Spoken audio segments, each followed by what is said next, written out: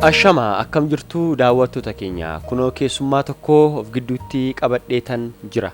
Keessummaan keenya eenyu akka isheen taatee shumarraa dhageenya yeroo gaarii akkasumas wajjin qabaattanii abdii keenya nu waliin tura. Keessummaan keenya maqaan kee eenyu akka ta'e asumaan keessummoota keenyatti nu himi.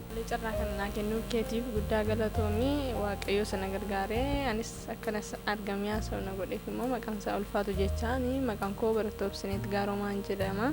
Kanan dhaladhee guddadhee godina Wallagga Lixaanaa Guddisoo Ganda Duwwaa lama keessatti. Ayyee daawwattoota keenya maqaan ishee eenyu akka jedhamtu keessummaan keenya nutti himtee jirti. Keessummaan keenya tibbana maqaan ishee marsariitii hawaasaa garaa irratti akkuma ol adeemaa ture keessummaan keenya maqaa ishee nutti himtee jirti. Obsineet jedhamti. Obsineet jechuun ammoo ishee tibbana dhibba keessaa 99 fiduudhaan ummata Itoophiyaa ajab jechisiistedha.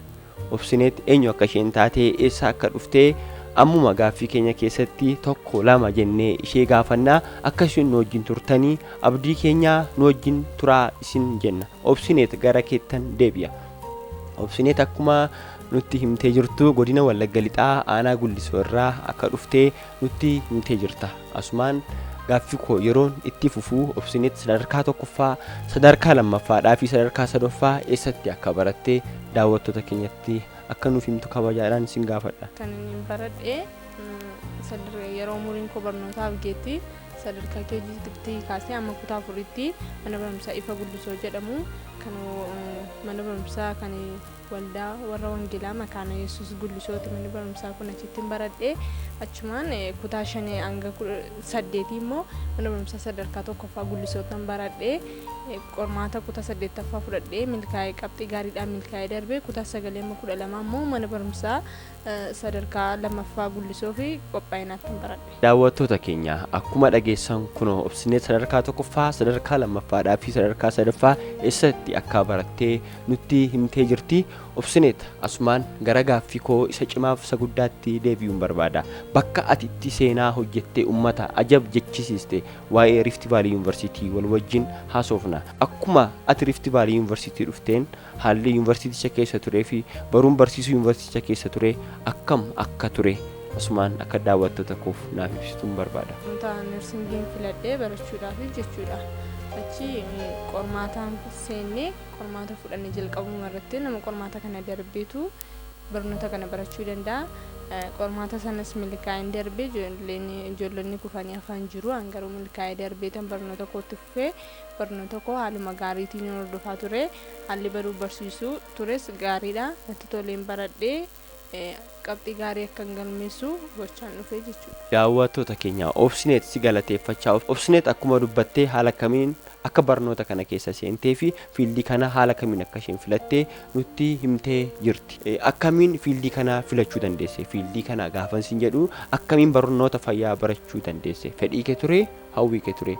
Hawwii kee yoo ture immoo ati barnoota kanaan gara fuulduraatti maal gochuu barbaaddeetu? Fedha koodha. Persentii 100 fedha koodha. Lammaffaa irratti immoo kun maatiin koos baay'ee jaallatu barnoota kana garuu jalqaba irratti kun fedha koodha. Kanaafiyyuu maatiin koos hin jaallatu anis barnoota kana waan jaalladhuuf hin baradhe gana baradhee ammayyuu ani mul'ata koof kaayyoon koo kanarra waan ta'eef siqabu jedheeta. Ammas si gaafachuu ittuman fufaa. Obsineet akkuma argine akkuma hundumti keenyu waa'ee ishee barreessinee maxxansine shamarree taatee qabxii hammana ga'u galmeessitee ummata ajab jechisiiste. Ati kana eegdee turte qabxii hammana ga'u nan galmeessa jettee yaaddee turte Obsineet? Akka nama tokkotti dubbisaan ture. Barsiisonni koos baay'ee deeggaraa turanii maatiin koos baay'ee jajjabeessaa turan obboloonni koos hiriyoonni koos wajjin dubbisaa turre. Gaafa akka namaatti yaadamu garuu akka waaqayyootti immoo akka danda'amu nan amana amantiidhaanii jechuudha. Kanaafiyyuu akka waaqayyootti galmeessuu nan danda'a. Akka namaatti garuu anaafiyyuu ajaa'ibadha. Akka waaqaatti garuu kuni hojii isaadha, hojii waaqayyoodha. Kanaafiyyuu dandeettii komii kun dandeettii waaqayyoodha, hojii komitii hojii waaqayyoodha jechuudha. Obsineet akkuma haasoftee anis hojjedhee irratti immoo waaqa koo nan kadhadha ture waaqni koo na gargaareera jette. Obsineet kun dhugaadha. Obsineetii dhugaa haaluu hin barbaannedha. Ammas Obsineet gaaffiin keenya akkuma itti fufeetti jira. Qabxii kana gaafa dhageesse hammana fidde gaafa siin jedhan ofii kee ilaallatte moo nama si ilaale moo gaafa dhageesse miira akkamiitu sitti dhagahame jechuun barbaada. Qabxii kana ofii koon ilaallannee obboleessi koo jira hangafni koo magaalaa Finfinnee kan jiraatu isatu naaf ilaalee callisee telegiraamii irra naan godhee baga obboleettii koo taate naan jedhee nan gammadee maanni jedhee baneen ilaalee amanuu hin dandeenye miira natti dhagahame dhugaadha dubbachuu hin danda'u baay'ee takkoon gammadee. Gammadee si qofaa akka hin taane asumaan sitti himuun barbaada. Uummanni Oromoo hundumtuu sitti boonee jira jechuun barbaada. Ammas ati ganaa shamarree waa baay'ee hojjettee uummata kee akka gammadu gochuu dandeessudha. Ati shamarra taatee qabxii amma kanaa gaafa fiddu namni waan jedhu hin nabu. Shamarree hojjettee dhugumatti qabxii amma kanaa fiddi kan jedhu hin nibu. Kanaafuu ati shamarranoota dudduuba keef ergaa maalii qabda? Isaaniin maal jettee gorsita? Akkati isaan jajjabeessuuf maal gochuu akka isaan qaban jajjabaachuudhaaf warra si daawwataniif ergaa akkatti dabarsituun barbaada. Shamarranis ta'anii dhiiras ta'anii namni tokko hin dadhabaa hin hojjetaa kan dadhabbii isaa hojii isaa eebbisu immoo Waaqayyoodha. Kanaafiyyuu shamarran ta'anii fi qabxii kana akkamitti fidan jechuun dhiira ta'e akkamitti fide jechuurra Waaqatu nama gargaara jechuudha. Irratti immoo dhuguma shamarran yeroo baay'ee hin danda'u yaada hirkattummaatu sammuu isaanii amansiisanii jiru. Kanaafiyyuu shamarran ni danda'u waan hundumayyuu ni danda'u. Kanaafiyyuu shamarran hirkatoo ta'uu hin qabanii of danda'u ta'uu qabu. Isaanillee bukkeetti nama hiriirsuu qabu of duubatti nama hiriirsuu qabu malee namatti hiriiruu hin qabaniin jedha. Kanaafiyyuu shamarran keenya jabaadhaan jedha nuun eenyuun gadi miti uumaan keenya warra dhiiraa waliin qixxeema nu uumeen jedhaan. Ayyee daawwattoota keenya warra shamarranii keessumattuu ergaa isheen sinii dabarsitee ergaa guddaadha. Shamarri waan dhiirri godhu hundumaa gochuu dandeessi jettee jirta. Kunoo atis shamarri akkam dhiira akka caaluu dandeessu nutti agarsiiftee jirta. Akkati qoosaa jaallattu dhaga'een jira. Dur yeroo barattu maaltu akkasi mudate kan daawwattoonni keenya irraa baruu danda'anii kan dhaga'an immoo itti gammaduu itti bohaaruu danda'an yoo jiraate asumaan daawwattoota keenyaaf akkati itti himtuun barbaada. Bohaarsa jedheema yaadu irraa baratanii dhaloonni na booddee jedhee yaada. Baay'een qoosaa jaalladha. Nan taphadhan ture ijoollee wajjin utuma barumsa hojjedhu qoosaa keessatti immoo of hin gatu ijoollee yeroo qoosee taphadhu garuu qoosaan koo kun guyyaa tokko na miidheera garuu maal ture yeroon kutaa 7 baradhu barnoota keemistirii assaayimentii qabxii 20 keessaa ture barumsa natti hojjeta waan ta'eef ijoolleen giruuppii anadha kan hojjetu waliin hojjenna garuu ana ture bakka bu'uutuun isaanii hojjedhee 20 keessaa hojjedhee maqaa koo dhumarratti galmeeffadha jedheetani isiniin dura galmeessa jedhee maal jedheetti qooseetan aan dhumarratti galmeeffadha jedheetani utuun qoosuu dagadheetan barsiisaa kootiif kenne achi akkas ta'e gaafa qabxiin kun nuuf deebi'u assaayimentiin kun maqaan koo irra hin jiru ta'e akkasitti qoosaan koo na miidhee baay'ee aaree baay'ee gaddee jechuudha. Obsineet waan baay'ee ajaa'ibaa nutti himtee jirti. Daawwattoonni keenyas akka kolfitan shakkii hin qabu akka isheen taatee dhageessanittu. Obsineet ammas gara gaaffii koottan deebi'a. Amma akkuma qabxii kana dhageessanii uummannis gammadee jira nus gammannee jirra atis gammaddee jirta. Fuuldurri kee maalinni karoorri kee maalinni amma kanatti aansee maal gochuu barbaadda? Waa'ee kee wanti haasa'amaa jiru jira. Dhaabbanni si gargaaree yookaan manni barumsaati keessatti barattee yookaan ministeerri barnootaa Itoophiyaa maal siin jedhee ati immoo maalirra jirta? Karoorri kee immoo maalidha? Kan jedhu yoo daawwattoonni keenya gaaffii isaaniidha jedhees nan yaada waan ta'eedhaaf gaaffii kanaaf osoo deebii laattee. Barnoota nan baradha. Barnoota barachuun itti fufuun sulumayyuu kaayyoo koodha. Kaayyoo maatii kootiidha. Abbaan koo yoo gara hojiin deemtu ta'ellee sin barsiisanaan jecha waadanaa galaa ture. Kanaafiyyuu carraa kana immoo argadheera waan ta'eef barnoota koo ittan fufaa. Haala naami jennaan hojiillee akkasuma nan hojjedha jechuudha. Wanti karaa mootummaas ta'e karaa ministeera barnootaas yoo ta'e karaa mana barumsaa ati keessatti barattee qabxii guddaa mana galmeessiftes yoo ta'e wanti haasa'amaa jiru jira carraa siif kennan qabu isaan. Manni barumsaa koo carraa barnootaaf carraa hojii naaf kennanii jiru. Itti deemee man ilaalaa jira jechuudha. Maree marran jira. waan isaan si kennanii carraa addatti baay'ee bareedaa ta'ee kallattii ittiin biyya lafaa deemtee barnoota barachuu dandeessu si mijeessaniiru. Biyya kana biyya sana naan hin jenne garuu carraan barnootaa naaf kennamu isaan na qaqqabee jira. Daawwattoonni keenya irraa barachaa itti bohaaraa akkasiin jirtanii abdii keenyadha. Obsineet jechuun kun ishuma ana bukkee taa'aa jirtudha. Obsineet ammas gaaffiin koo akkuma itti fufeetti jira. Ijoolleen mana barumsaa dhuunfaatti baratan baay'ee milkaa'umti jedhamee dubbatama. Isa kanarratti ati yaada maalii qabda? Akkam barsiisonni keessan sirnaan isin barsiisaniiru? Mana barumsaa kan mootummaatti baratamus dhuunfaatti baratamus barumsi baratamu barumsumadha.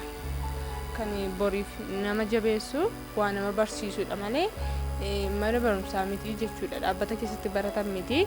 Barataan immoo waan baratu qalbeeffachuudha. Waan barate sana hubachuudha malee asitti baratee achitti barateeni barataa tokko murteessuu hin danda'u. Barataa kan murteessu bu'aan ni buuseedha barnoota isaarratti. Kanaafiyyuu barsiisonni keenya haala gaariitiin nu barsiisaa turani. Isaan warra muuxannoo qabanidha. Sadarkaa barnootaa gurguddaa qabanidha. Hospitaala garaagaraarraa dhufanii nu barsiisu, dhaabbata gurguddaa keessaa dhufanii nu barsiisu. Mudannoo hojii irratti illee hojii irratti gaafa bobbaanu maal akka gochuu qabnu illee nu barsiisu. Teeorii qofa nu barsiisanii bifa diraamaatikiidhaan illee nu barsiisu. Waan isaan mudatee nutti himu an akkasin ta'e utuu sin ta'e akkam gootu yeroo reefuu hojiitti bobba'u akkasin ta'e akka keessan kana barataa ture utuu sin ta'e akkam gootu jedhanii ashanfaa nu kennanii akka nu waliin mari'an nu godhu. Inni kun nu bilcheessee jechuudha.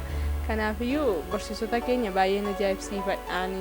Maaliif nutti siqatanii haala gaariitiin nutti dhiyaatanii nu waliin dubbatanii muuxannoo isaanii nu hiranii nu barsiisu. Akkuma isin dhageessan daawwattoota keenya Obsineet gaaffii ishee gaafannu hundumaaf deebii quubsaa unuuf deebisaa jirti. Amma immoo takkaa waa'ee maatii ishee wal wajjin haasofna. Obsineet maqaan haadha kee maqaan abbaa kee eenyu jedhamu? Isin ijoollee meeqa taatanii dhalattanii?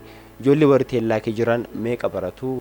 Warri hangafa kee ta'an immoo hojii maalirra akka isaan jiranii asumaan daawwattoonni keenya akkasii baran barbaanna waan ta'eedhaaf kan akkatti nu deebiftuun barbaada. Maqaan abbaa koo Gaaramaa Teessoo jedhama. Maqaan haadha koo Abtaamee Qajeelaa jedhamti. Abbaan koo waajjira bulchiinsaa keessa hojjeta. Haati koo immoo nu kunuunsitii nu guddisti.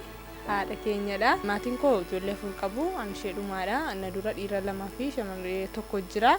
Inni hangafa injineeradha. Injineer Abdii Gaaromaa jedhama. Jimmaa Yuunivarsiitii irraa injineeringii baratee ba'e. Inni lammaffaa immoo Dr. Jiraataa Gaaromaa jedhama. Barnoota meedisinii baratee ba'e. Achuma Jimmaa Yuunivarsiitiitti baratee ba'e. Isheen itti aantu Caaltuu Gaaromaa jedhamti. Barnoota neersingiidhaan isheenis Rift Valley Yuunivarsiitii naqamtee kaampaasiitii barattee baate jechuudha. Daawwattoota keenya ijoollee obbo Gaaromaatu baay'ee ciccimoodha jedheemaan yaada. Wanti kun kennaa ta'uu hin hafu jechuun barbaada. Asumaan garaa xumuraatti dhufaa jirra waan ta'eedhaaf Obsineet qaama galateeffachuu barbaaddu yoo jiraate akkas namni qophaa isaa milkaa'ina amma kanaa ga'urra ga'a jedhee iyyaannu waan ta'eedhaaf ati namoota galateeffachuu barbaaddu yoo qabaatte akkati isaaniin galateeffattuuf carraan sii kenna. Carraa kana naa kennuun keef galatoomi jecha duraan dursaa Waaqayyoon galateeffadha. Uumaa koo sana gargaaree asiin nageenan galateeffadha. Taansuudhaani maatii koon galateeffadha. Haadha koo fi abbaa koon galateeffadha. Adda godheen isaan galateeffadha. Isaaniin isaantu akkasitti na utubee na gargaaree na wajjin ta'ee barnoota koo keessatti haala hundumaa keessatti isaantu na gargaaree yoo anarraa fagoo jiran illee bilbilaanii na faana jiru. Mana barnootaa deemteettaa jedhu galteettaa jedhu barnoonni akkam jedhu maaltu sirra tanaan jedhu na gargaaruu na utubuu jechuudha. Akkasumas obbolawwan koo baay'ee isaan galateeffachuu barbaada. Dhugaadha dubbachuu hin danda'u. Obboloota akkasii qabaachuu kootti nan boona. Barnoota koo keessatti baay'ee na utubuu jechuudha. Addumaanii obboleettii koo barnoota tokko baranne waan ta'eef isheen na dura eebbifamtee barnootatti fuftee jirti. Ammallee isheen akka haadhuma koo naaf taate jechuudha. Obboleettii miti haadhadha. Baay'een galateeffadha. Erganii haati koo biyya jirti waan ta'eef isheen asitti haadha naaf taate na gargaarti. Wanti tokkollee natti irratee hin beeku. Wanti tokko natti qaawwee hin beeku. akka hiriyaattis akka haadhaattis akka obboleettis naaf taate yeroo mana barnootaa kootii dhufuu gargaartii gaaffii wal gaafannaa qosnaa wajjin qabannaa baay'een galateeffadhaanii obboloowwan koo warra dhiiraa lamaanis baay'een galateeffadha akkasuma hawaasa koollee uummata Oromoo hundayyuu nan galateeffadha uummata Oromoo baay'een ittiin boona uummata akkasii keessatti dhalachuu kootti guddaa guddiseen boonaan waaqayyoon illee nan galateeffadha akkasuma hawaasa ollaa firoottan koo hundumaa nan galateeffadha bilbilaan na jajjabeessanii na gargaaranii baay'een isaan ajaa'ibsiifadha jechuudha akkasuma immoo yeroo murtaa gadiitii kaasee tooftaa dubbisa akkamitti akka dubbisanii obboloota koorra darbee mucayyoo jirti kan firumadhaan nuni obbolaatti walii ollaa dental medicine baratti Jimmaa University irraa waggaa 5ffaa ayyaantu tafarii jedhamti tooftaa dubbisaa malattiin barnoota qabatan illee